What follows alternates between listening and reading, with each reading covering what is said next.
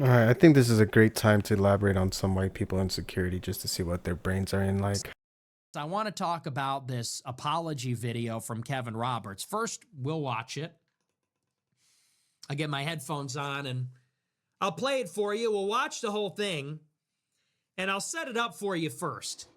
Just for people that are tuning in, maybe people that don't know the whole story. I do my interview with Tucker Carlson. I'm sure you're familiar with this by now. Jewish lobby is furious. They say, how could you let this Hitler Stalin apologist? I like that now it's, for years I was a Hitler admirer. Now I'm a Hitler and Stalin apologist. There was a journalist from National Review. She runs up to Mike Johnson in the Capitol Rotunda. She goes, Speaker Johnson, any comment on Tucker Carlson interviewing Hitler and Stalin apologist Nick Fuentes? Hitler and Stalin apologist. Why don't you throw in like Julius Caesar and like Alexander the Great?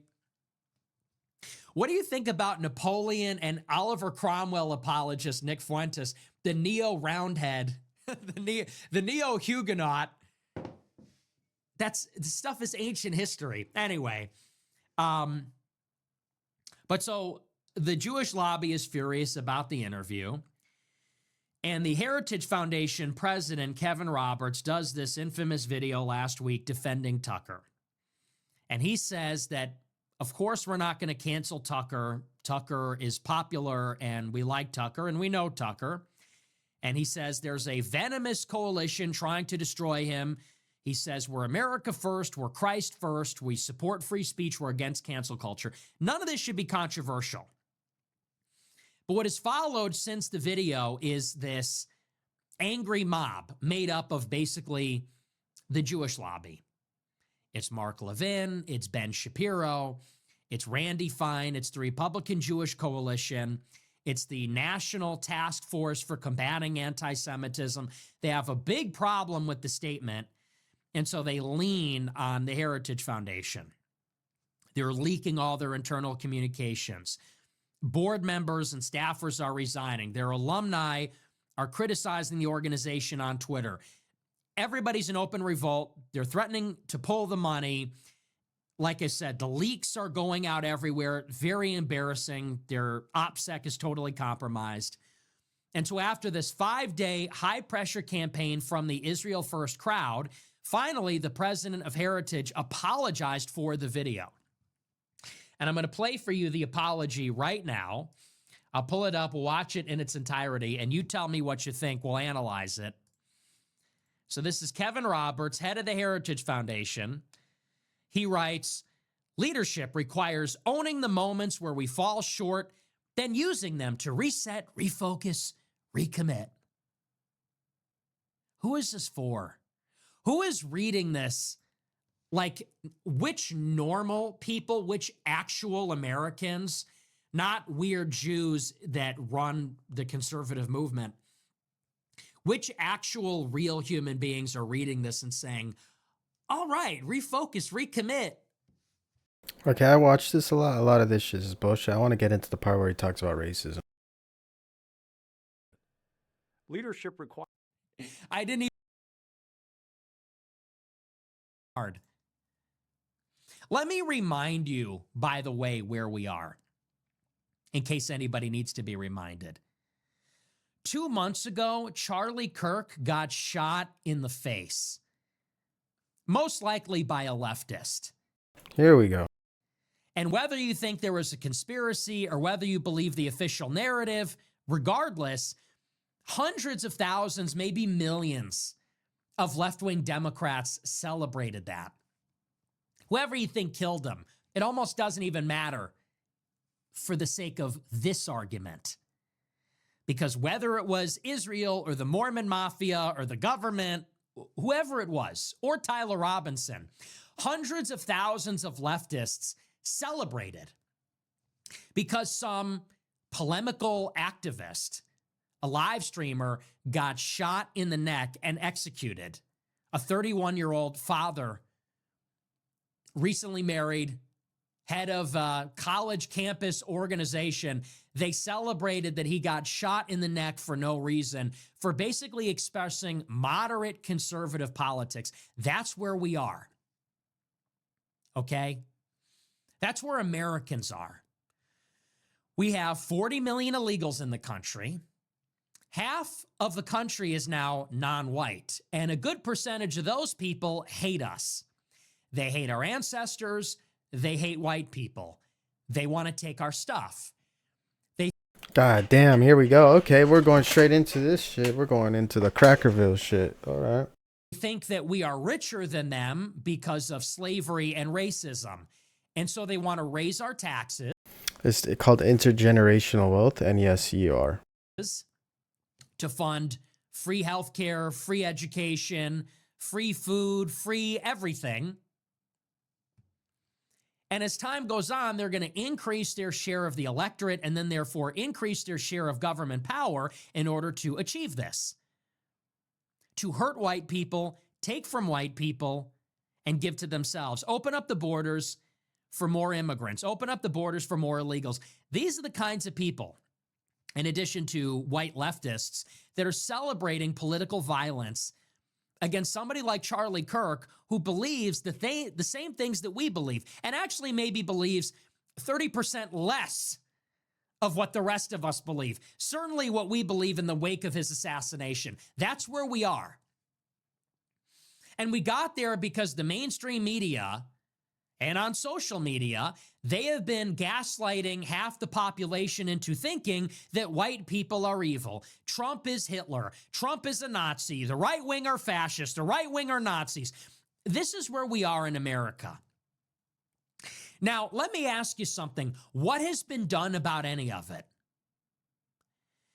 Has Antifa been rounded up? No. Has there been a thorough investigation into Charlie Kirk's death? No.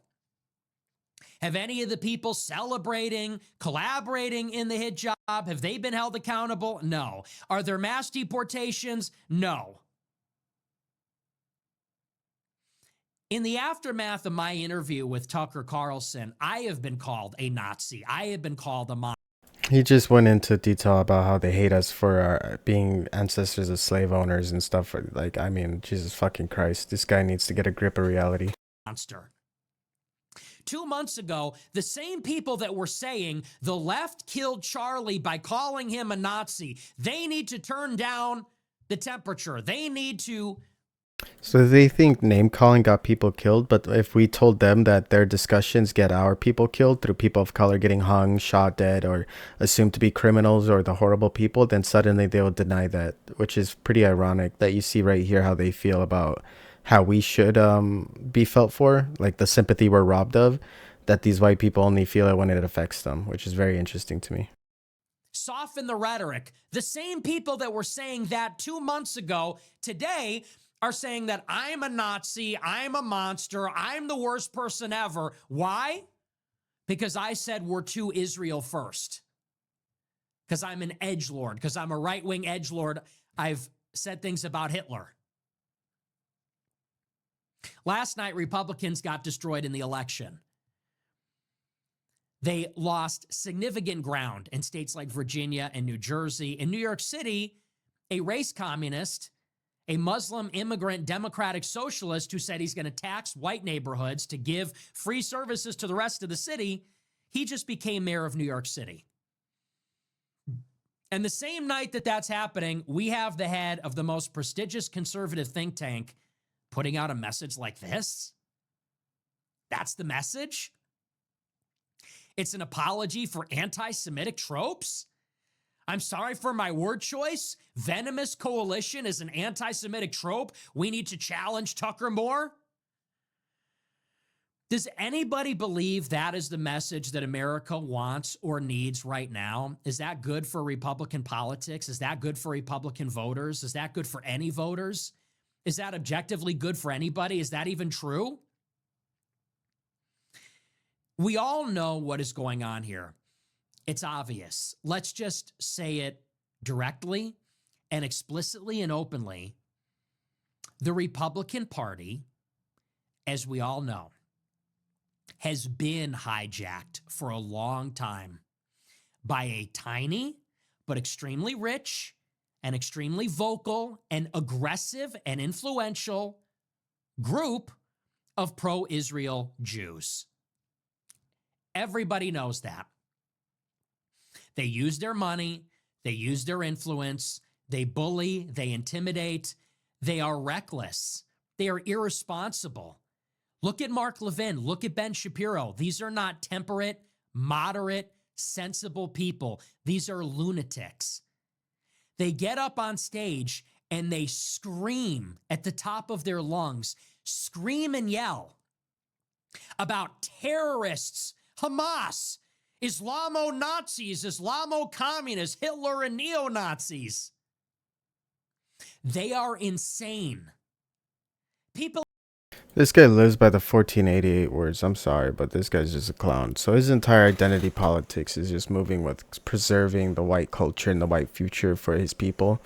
But this guy at the same time is like a proud virgin who can't find women. So I don't know how his identity politics is going to take him very far. He does appeal to a lot of the outcast people that when they're outcasted, they usually trickle down into his categories.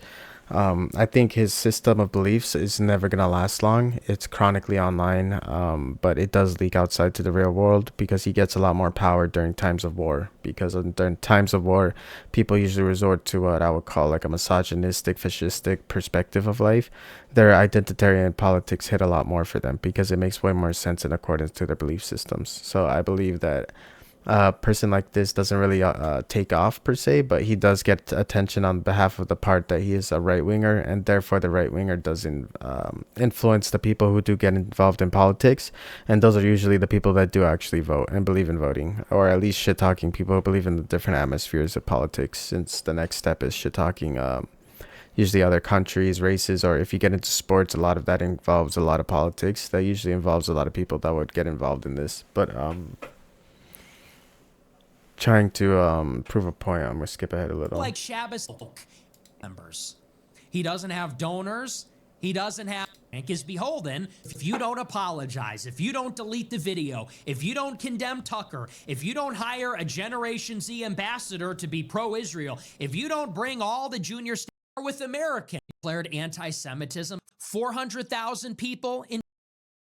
I think this is a pretty good depiction of who he. This guy is very anti-Israel, and he wanted more mass deportations. So I think I